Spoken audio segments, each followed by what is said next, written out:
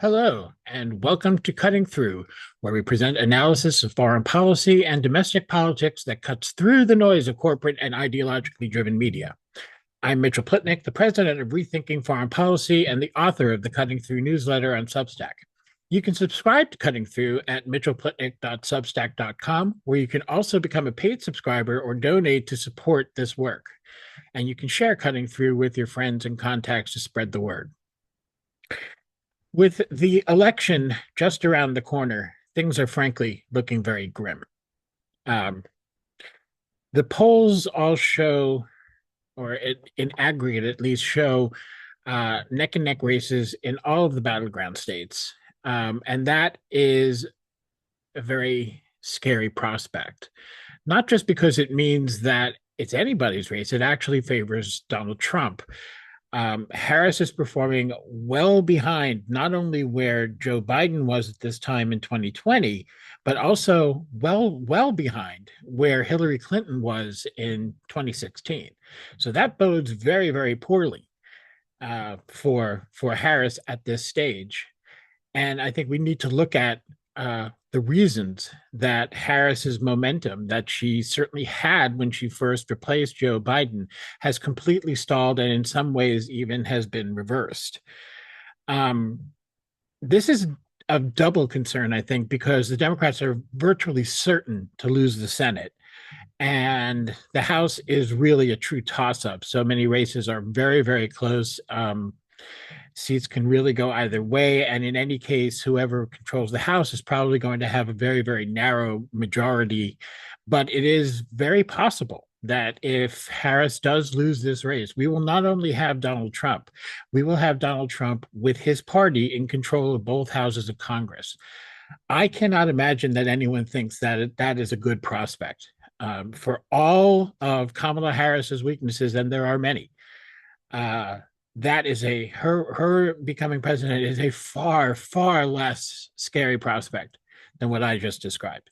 A second Trump term is something we should all be concerned about, and it's a very real concern for a lot of people. And I think, unfortunately, one of the things that we haven't been paying enough attention to because of certainly progressives' disappointment with Kamala Harris and many of them turning to the Green Party and Jill Stein, and many others, joining the uncommitted movement, and the question just being whether or not to vote for Harris. None of us, I think, are satisfied anymore with the argument that Harris is better than Trump. I think most agree that Harris, even people who have the most negative views of her and Joe Biden, and I would certainly fall into that camp, agree that these people are still better on the aggregate than Donald Trump. There may be certain issues where the Democrats are just as bad. It's hard to find one where they're worse than the Republicans and certainly than Trump. And Trump himself, being somebody who is clearly a narcissistic autocrat, somebody who will trample on the Constitution and really may destroy many of the ways we have to try and affect policy as citizens. I think we should. This is just a major concern, and we should not be taking it lightly. And I think for me and many people like me who may not ourselves be trans or non-binary, I think we should really be looking at the rhetoric that the Republicans are using in this campaign about trans and non-binary people. There's the potential for um, uh, real danger to those of us who have people in our lives who are trans, who are non-binary, and who are LGBTQ people in other regards. I myself am bisexual, so I count myself among that community. But whether you do or don't, that should be taken as a real danger. As bad as the Democrats are, and Biden has been on immigration, you know, I think it's pretty obvious what we've already seen just during the campaign, what we've seen Trump and JD Vance drum up in terms of hysteria, in terms of rage and bigoted anger towards, particularly in this case, Haitians. That's going to be exponentially worse if Trump wins this election. So the bottom line is it's a real concern, and we should be looking at that. All of us should be concerned about it. But the person who should be most concerned about it is Kamala Harris, because she's the one who's responsible to do something about that. Um, I think I saw yesterday a very interesting video from the excellent journalist Mehdi Hassan, and Mehdi pointed out made an argument about why it will be, and I agree with him, it will be Kamala Harris's fault if she loses this election. I will explain later in this video how there is a path that has opened up even wider for her to turn this around, and she is refusing to take it right now. And that needs to change sometime in the next few weeks. But as Mehdi pointed out, people look to say, well, are Black people deserting the Democrats? Are Latinos and Latinx people deserting the Democrats? Is this group, are Muslims and Arabs in particular right now, deserting the Democrats? Well, how about we come back to the fact that the people who are supporting Trump, who are rock solid in that base, that's the white vote. The white vote has been reliably in the Republican camp through many, many decades at this point. We should be looking at that, including the white working class. And we should ask questions about reaching out to those people. But if we're looking to castigate groups of people, saying, well, brown people, you're not voting, you're being irresponsible with your vote and not voting for Kamala Harris, even though she's disappointed you and the Democrats have disappointed you in this way, that way, and the other. White people, and again, including the white working class, have been voting Republican for quite a long time, and we need to look at that and ask ourselves, why are we blaming brown people when white people are the group that is so solid in support of Republicans? But I think the bigger point that Mehdi made, and the more important one, especially for right now, is that nobody owes Democrats or Republicans their vote. Nobody is obligated to vote for them. It is the job of the candidate to earn votes. And Kamala Harris has done a terrible job with earning the votes of certain groups. She has focused her campaigns in the wrong direction, in my view, and in the view, incidentally, of many others. This is not just me. And is costing herself, in my opinion, this election. So we need to ask ourselves, why is Harris losing right now? Now, those of you who are familiar with me know very well my focus is on the Middle East. So, of course, one of the things I'm going to say is the way Harris has completely fallen in line with the Biden administration's policy towards Gaza, towards southern Lebanon, towards the Middle East and Israel in general. Now, look, one thing we do have a responsibility for as voters is to think things through and is to be realistic and understand what is politically feasible and what is not. It is not politically feasible for a vice president, as she is campaigning to become president, to go against her boss. He is still her boss. Joe Biden is still her boss. She is still part of the Biden administration. If she was opposing him on matters of policy, and criticizing and in effect undermining his policy while he is still president, that's going to lose her a ton of votes everywhere. That is her neglecting her job as vice president, which is to support the president, whether we like that or not, at least publicly, to give him her best advice and to try and counsel him in better directions if she is so inclined, if she sees the better directions in private, but publicly to support his policies. That's her job. And if she abandons that, she will not only not be doing her job, she will lose a lot of other votes. She will be seen as faithless and make a lot of people question her. That's true of any vice president. There's nothing special about Harris. Go look at any vice president who was running for the for the presidency while they were still in office as vice president, you will see they do not go up against their bosses on matters of policy, even if once elected, their policies differ. So we can't expect that of her. What we can expect, and what people have every right to expect, is that Harris can strike, I think, a better tone. Not only a better tone, but to give a signal that she will govern differently, that she will do things differently. Now, um, one one colleague of mine who I've known for many years and have a great deal of respect for, I'm not going to name him. He is a professor of political science. Um, I won't name him because I haven't asked him if I can. But but he contends that Harris has given those signals. I disagree. I think he's taking a much too optimistic approach of the things that we've heard about Harris, that have been written about Harris. Um, but one thing is for certain, and that is that the people who care about Palestine and who have perhaps friends and perhaps family who have been killed or devastated in many different ways in Gaza or in the West Bank or in southern Lebanon, for that matter, or in any part of Lebanon at this point. Um, those people aren't hearing it. Those people don't see any daylight between Harris and Biden on this issue, and she has done nothing to really signal that there is any daylight. And in my view, if you're going to ask me, I think Harris will be different. I will be somewhat different from Biden.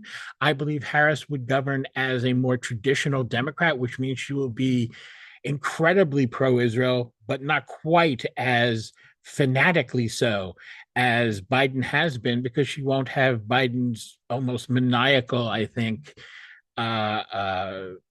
feeling of Zionism that is very personal to him, that has translated into an unbelievable indifference to the lives of Palestinians that even it seeps into the politics. You can, I don't delude myself to think that many of these politicians care about innocent lives in general, Palestinian, Arab, or otherwise. But I think it has been very clear that Biden and his entire administration have been especially indifferent at best, or even hostile to the value of Palestinian life in a way that we have rarely even seen in presidents of this country.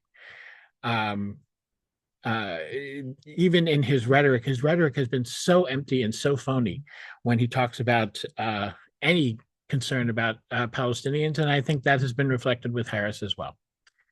That's the message that's been sent to Arab and Muslim voters, to those of us who sympathize with Palestine and are advocates for Palestine. That's the message that Harris has sent in her campaign, and it's impacting her electoral standing in swing states, particularly, obviously, we know in Michigan.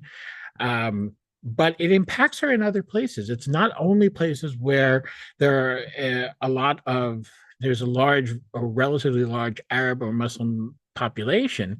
It's also, a lot of people do care about Palestine. A lot of people care about genocide. A lot of people think that what is happening is appalling and needs to stop. And Harris is giving us no indication that electing her will stop it. I do think she will be better than Biden.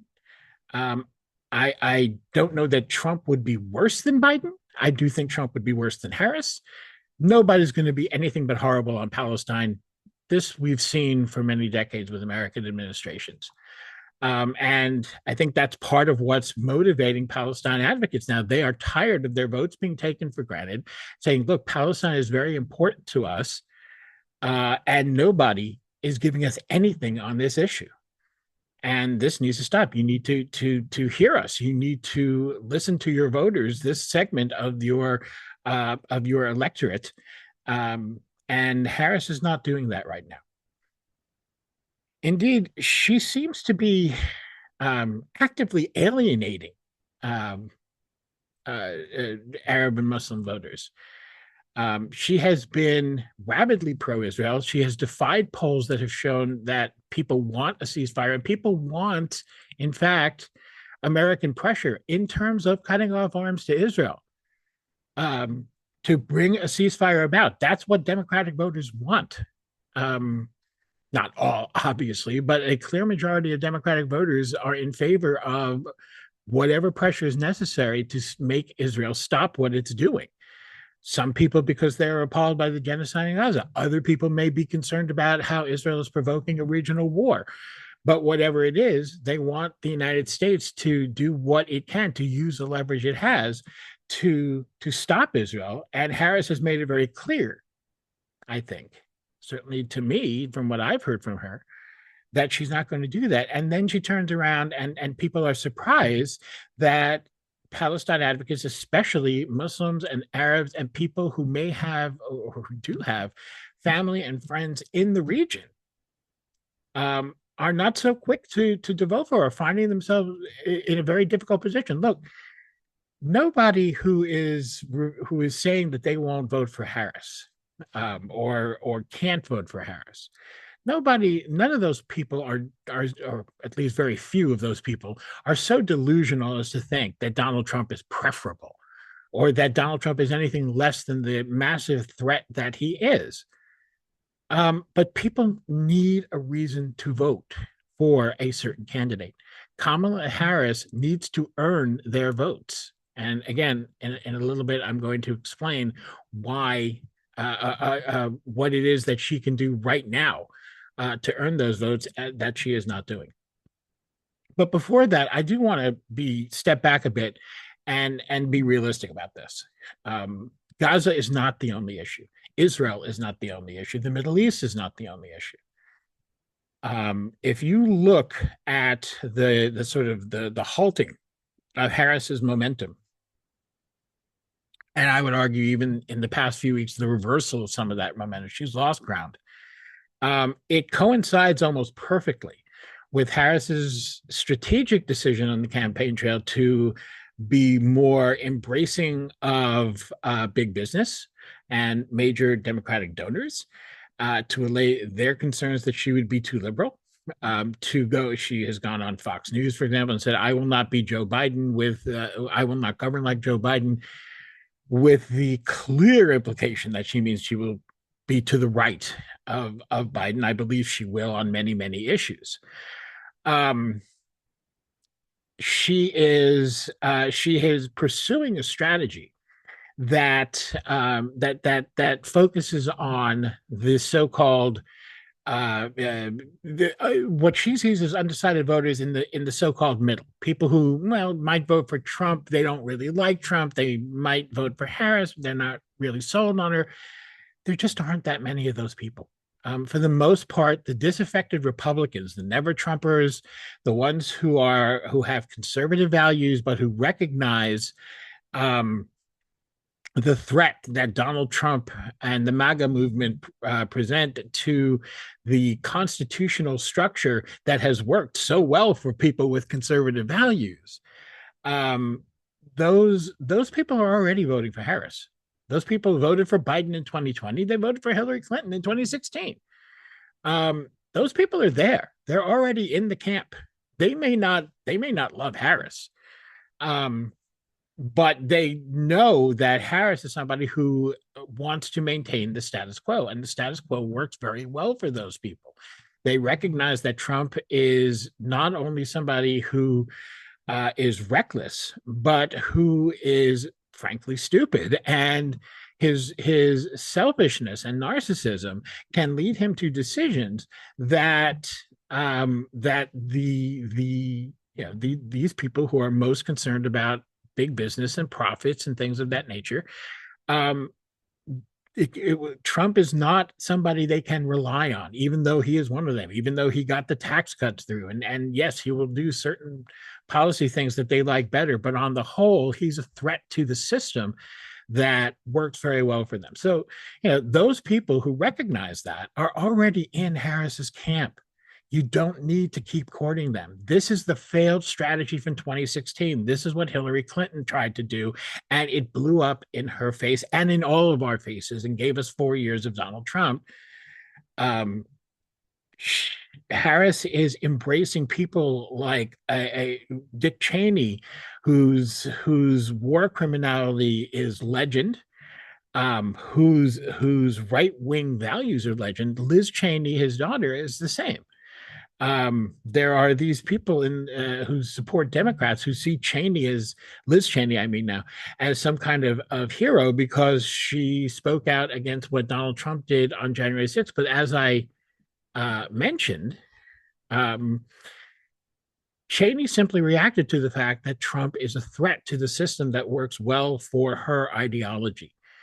And that's why she did what she did. Her actual values, she voted with Trump more than Elise Stefanik did when she was in Congress. And unlike some other Republican members of Congress who recognized that they could not function in a Trumpian world, a Trumpian Washington, that their method of being in Congress was not going to work under Trump. Liz Cheney doesn't need her House seat to be a prominent figure on the right, as you can see by the fact that she's all over the place with Kamala Harris, but also that she remains a very prominent figure in many, many right-wing movements. And whereas somebody like, say, Adam Kinzinger has vanished off the face of the earth. So these people are already there. I'm talking here just about votes. I'm talking about just about political strategy and winning. Those people, those conservative voters that Harris has gone out of her way to court over the course of the last month or so, and in doing so has further alienated young voters, progressive voters, and in courting Dick Cheney, reminding many Arabs and Muslims about some other war crimes that the United States has been was not just complicit in, but committed itself directly. She has cost herself in those camps in order to embrace a camp that is already going to vote for her. I don't know who is advising her to do this. I don't know if it's just her idea. I can't say, but whoever it is, this is literally the definition of insanity. This is what was tried in 2016. It failed in 2016, and it is failing again. And it is not that you're going to get all of a sudden progressives voting for Donald Trump. What you're doing is you're suppressing the enthusiasm for Kamala Harris, which means people will not come out to vote. Turnout is what wins for Democrats. We know this. When you don't motivate, and motivation to vote is not just saying the other guy is scary. It just doesn't work. We saw that in 2016. It does not work. And I think we need also to contrast Joe Biden in winning in 2020. He reached out to who? He didn't reach out to Dick Cheney. He didn't reach out to Liz Cheney. He reached out to Bernie Sanders. And he worked with Sanders and said, I'm going to give you X, Y, and Z if I win. You go out there and you tell people to vote for me. You bring in your voters, and I'm going to be public and say all these things I'm going to do, mostly focused on labor. He certainly did not come through on all of them, but he did come through on some, and there were some important gains. And every single thing that you saw in Biden's 4 years, including in his campaign, but also during his 4 years in the White House, that gave him the basis to brag about being the most pro-labor president in blah blah years. Let's remember who this man is. This is the senator from MBNA. This is somebody who's opposed labor in practice, although not rhetorically, for 50 years in Washington. And yet he has a legitimate case to say on domestic policy, not only in labor, but largely there, that he has been one of the better presidents. Why is that? What happened there? Well, it was because he reached out to Bernie Sanders. He recognized that he needed the progressive votes to win. He reached out to Sanders. He gave Sanders what he promised. And as a result, he was able to win the election in 2020 because he reached out to the camp he needed to bring out to the polls, which is exactly what Hillary Clinton did not do, and is exactly what Kamala Harris is not doing. Instead, Kamala Harris is, like Hillary Clinton in 2016, laying the ground to blame other people for these failures. It is unnecessary. It is a stupid strategy. It is a self-defeating strategy. And anyone who is out there haranguing people who have lost family members to Biden's bloody policy that Harris, like it or not, is completely complicit in, who is saying, I can't bring myself to vote for this woman after that. Instead of haranguing those people, maybe you should consider trying to raise your voice as Democrats, as voters in the Harris camp, and say, hey, stop focusing on Dick Cheney and Liz Cheney. Stop focusing on appearances on Fox News and reach out to the people you need to get out to the polls, which Harris is just not doing right now.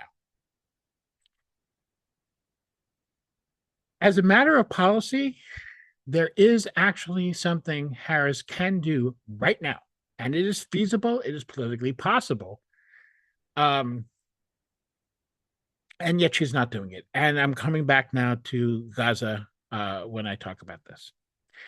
Earlier this week, a completely bogus letter, and you can see my latest article at mondoweiss.net, where I break this down.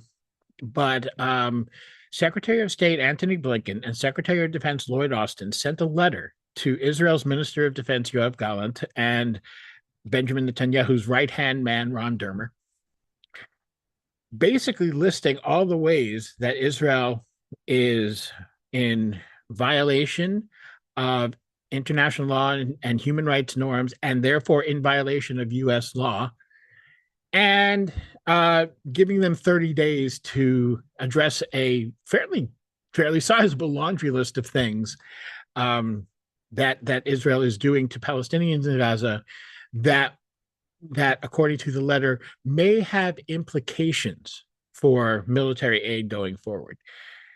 The letter, this is an empty threat, as we all know. Saying it may have implications means it won't have implications.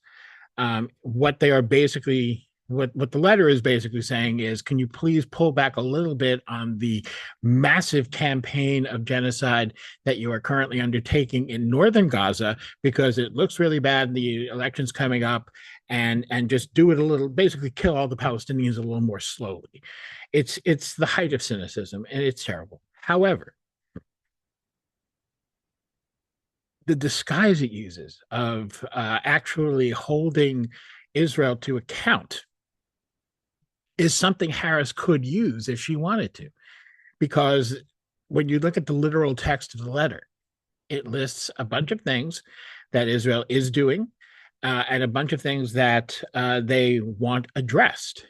And they specifically cite relevant U.S. law, including what they say NSM 20, National Security Memorandum 20, which is a memo that was issued earlier this year that talked about the requirements of